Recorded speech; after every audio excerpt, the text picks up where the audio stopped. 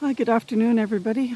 This is Almost a Green Acre. My name's Krista, and I was doing a video earlier this morning and mentioned that I was going to end up doing probably 2 or 3 little videos to show you what I do to lay down cardboard and start a new garden bed area on my property called lazy bed gardening, I guess. Online, that's what they call it. Anyway, I'm just finishing up my cup of coffee, and it was super windy here before.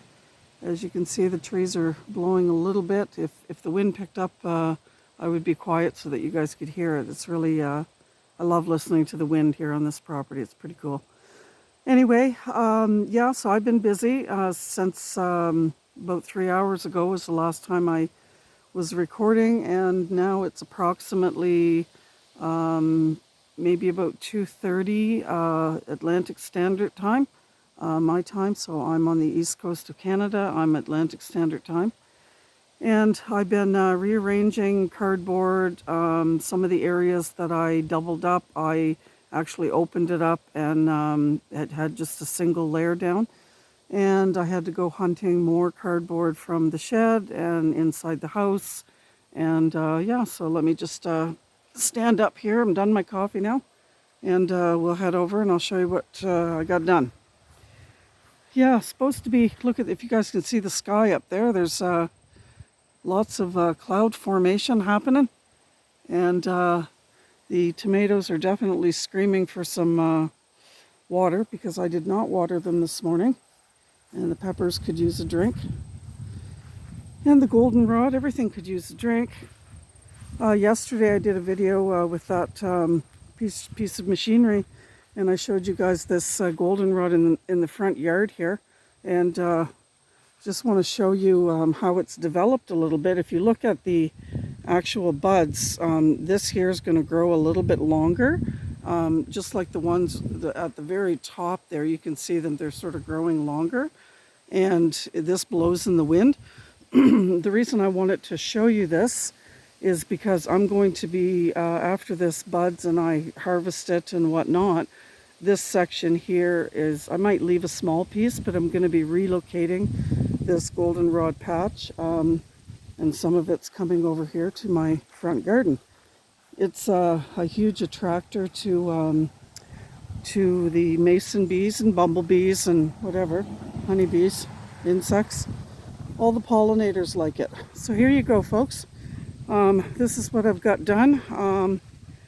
I didn't quite have enough cardboard at the very far end over there, but I'm coming in from this angle because what I want to show you is I'm not necessarily going like in a straight line. I'll show you from a different perspective. I'm not necessarily going in a straight line because the driveway is not straight. There's nothing straight about, about this job. Anyway, when it comes to permaculture gardening, in particular, where you're using, all the different elements of the land that you're on, if you look at this driveway, similar to over there, it slopes down, and it's no different on this side as well. It's got a slightly less slope than over there, but it still slopes. So I left the, I positioned the 3 tires in the center there, so that you guys can see that that's, well, except for the center one, it needs to be pushed over a little bit. But that's kind of at the bottom, or the middle, I should say, not the bottom, the middle of the slope.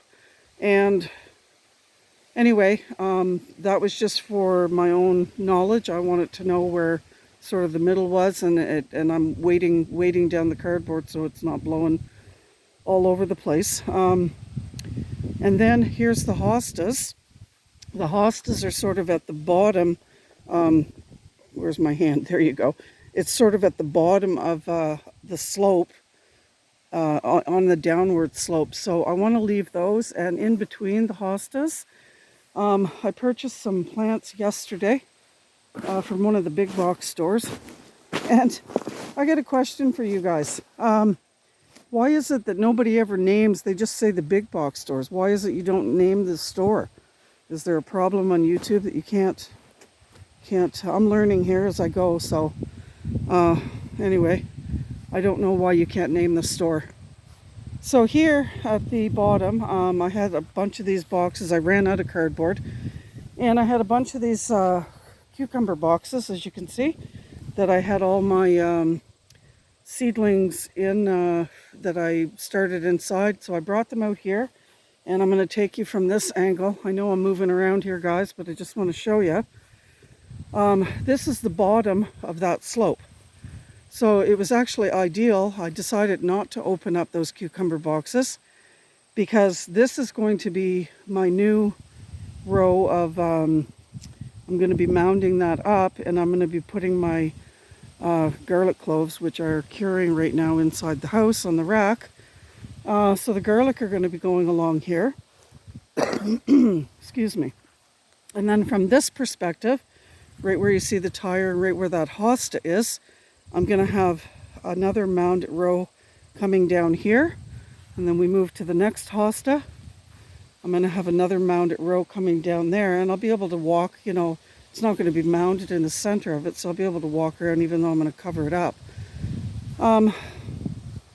And not where that plant is. I don't even know what it's called, the yellow flowers on the top. I'm not putting a mounded row there, but I am going to be putting one of these plants that I bought. So only the plants are going between the hostas. And that's an area where the water's draining off. And these are the plants that I found yesterday. Whoops, I'm going to stand back so you guys can see them a little bit better. So those 4 plants that they're called rose mallow. And right beside it is a stone crop, and they're called Rosy Glow. Let me get in closer here for you guys to look at it. Rosy Glow Orpin, I guess. Anyway, it's a ground cover, and that's going to go up there with these this perennial that I'm going to be putting in. And so it's called let me let you see it. It's a hibiscus, and it's a Luna rose. And it loves the spring, it loves full sunshine, and all the particulars are here. So, and the same with this stone crop. It loves full sunshine, it attracts butterflies, and yeah, shows you a butterfly right there on the picture. There we go. So, the next time you see me, these are all going to be planted between those hostas up there. So that's going to be the first stage of me emptying this truck load full of compost onto this cardboard. And I just want to show you any kind of cardboard, guys. I collect everything. Some people collect lots of different things. Anyway, I put all my cardboard, including all these eggshells, and I'm just going to throw sod over that. You know, that's all carbon for the ground. Underneath this one, I had to put a big piece on it because I just threw it. There's cracker boxes, there's cookie boxes, there's soda crackers, there's egg cartons, you name it is in here. Kleenex boxes. I never throw any of that stuff out. I just put it in a composting bag, and I put it in the shed, and I fill it up. Yeah. And over here you can even see there's some sugar bags right there. Whatever boxes I have is what goes in here. And so anybody can collect cardboard, right? So yeah, so when it comes to permaculture, you're using I'm explaining this because not everybody knows, right? And because of the grade of this slope and how it's going like that, it just makes sense to put a row all along the bottom so that you can sort of trap in that moisture when it rains. It's going to flow downward. That's how water flows, and it'll be captured in that area. And the same with the center. I mean, there's a slope in there. So yeah, it's all going to be, you guys will see when I get it done. And the same over here. Now I do have these rows going the opposite direction than I wanted it. Excuse me. These rows actually need to be going in this direction this way. yeah, because the slope goes that way. And then over here, where I ran out of cardboard, I need to finish it up, and there's going to be, similar to over there, there's going to be a row that's going to be anchoring it so that it captures all the moisture in there and retains it a little bit longer, right?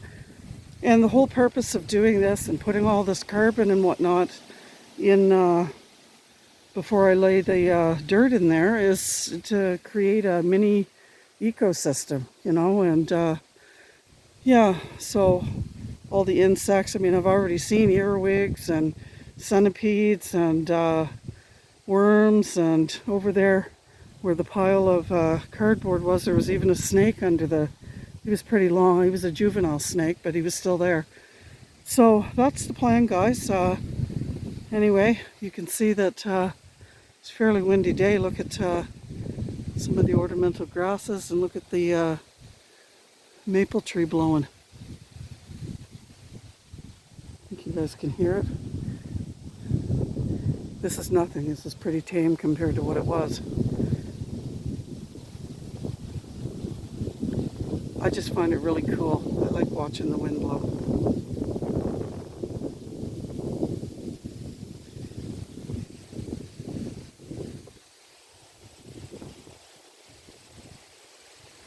Yeah, so anyway, guys, thank you very much for joining me at Almost Green Acre, and part 2, I guess, of this little mini-series. Creating a mini-series. Yeah, it's not going to be any more than three-part series. There we go. So I'm just going to get started on, I'm going to move those plants off the tailgate of the truck, and I'm going to start throwing soil in there, and probably back it up a little bit, and so the next time you see me, this will be covered with as much as it'll cover. And I'm most likely going to need another load, that's for sure, or maybe even 2 to finish off the way I want to. So thanks again for, oh, and I forgot to mention before I go, sometimes I forget things, forgetful. This brush here that's been sitting here since last fall, this pile, some of it went into one of the raised garden beds. You can see where there was a lot more there. Anyway, so the remainder of this brush that came out of this front ditch, and I just piled here last fall, that's all going to be tossed in there too. So anyway, that's important for you guys to know. All this stuff breaks down. It makes an excellent habitat for all kinds of beneficial insects, and for me, because my ground is so hard and compacted, the more beneficial insects like worms that I can get over here, the better it's going to be. So yeah, we'll see you soon. Probably I won't film until tomorrow or maybe the next day, I don't know. So take care until next time. Stay safe. Bye for now.